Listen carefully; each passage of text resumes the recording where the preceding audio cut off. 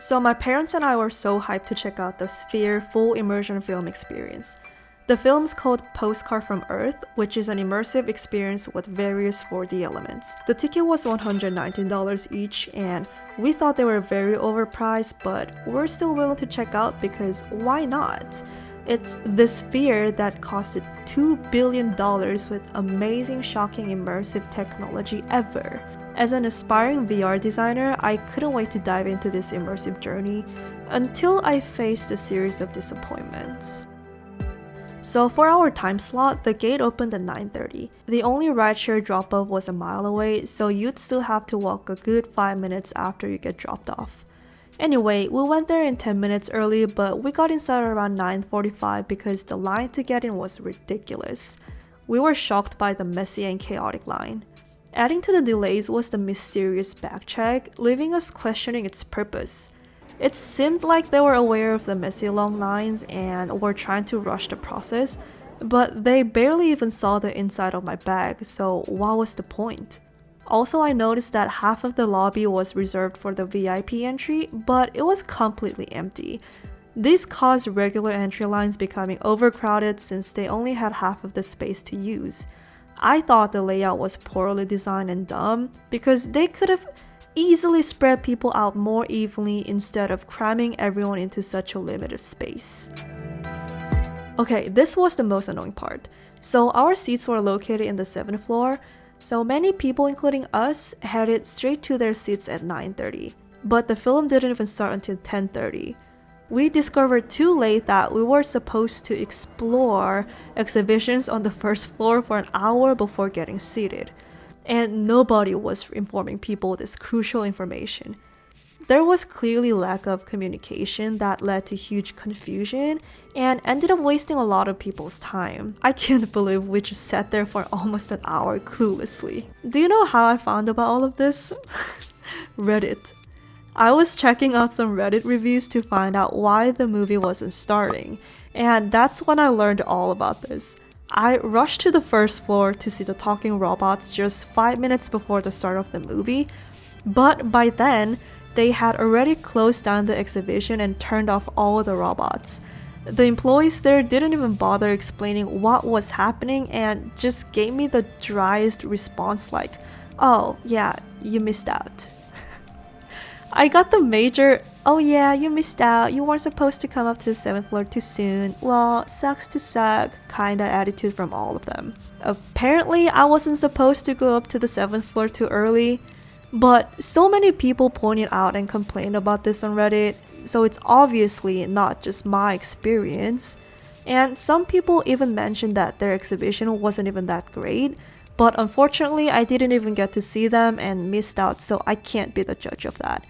So I highly encourage you to look up some reviews before if you're planning to visit the Sphere. I later discovered that there was a small description on their website regarding the start time of the film. I probably should have checked this before going there, but I still believe they could have done a better job of informing people about the showtime more conveniently. Like, they could have had a large screen that displays the remaining time before the show starts on the 1st floor so that people are aware of the overall process.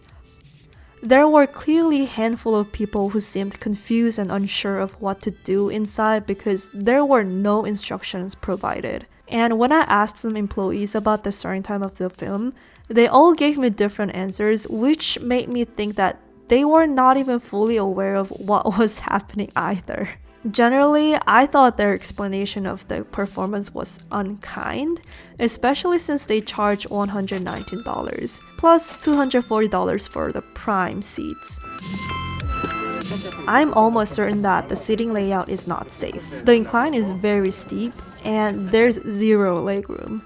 It's impossible to move through the people to get to your seats because there's simply no space. I almost lost my balance and had a deep fear of falling off the railing. Now, I don't fear height, but it was uncomfortable and scary even to a person like me. Why are you scared? I want to thank the gentleman who held my hand while I was balancing. And man, I was so surprised to hear that I have 17,500 seating capacity and 20,000 with standing room. Also, the lack of legroom and uncomfortable cup holders are a frustrating combination. My mom even scratched her leg while trying to get to our seats. I'm 5'6" and even my legs started feeling numb after sitting there for 2 hours. So anyone taller than me might have the same or even worse experience. The movie was decent, but not the best. However, the technology they showcased was undoubtedly advanced and impressive. Basically, it's a 15 minutes of National Geographic documentary in VR. Maybe that's why I could instantly notice at least 7 people dozing in and out of sleep during the screening. Despite this, I personally enjoyed the film. I do believe, however, that they could have done more with such incredible technology they had. For example, they could have offered a variety of different forms of entertainment instead of just a lengthy nature documentary. Also, for those who are highly sensitive to noise and visual stimulation, I highly recommend bringing earplugs.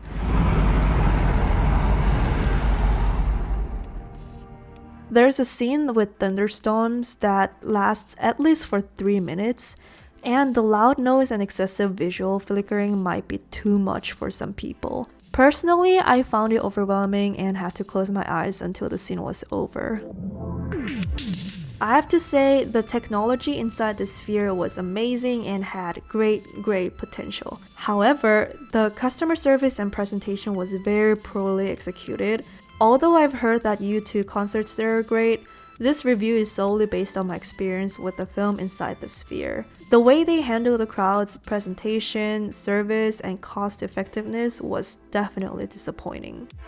Alright, that was my brutally honest review of the Las Vegas Sphere, and thank you so much for watching my video. Have you visited the sphere yet? If so, how was your experience? Was it any different from mine? If it was positive, what did you like the most? If not, what are you looking forward to in your future visit? Or how do you think the sphere can improve its customer service and presentation to match its technological brilliance? I would love to hear all your thoughts, so feel free to comment down below. Let me know if this video was helpful. If so, please give it a like and subscribe if you'd like to see more tech and VR related videos like this. Then I'll see you in my next video. Bye!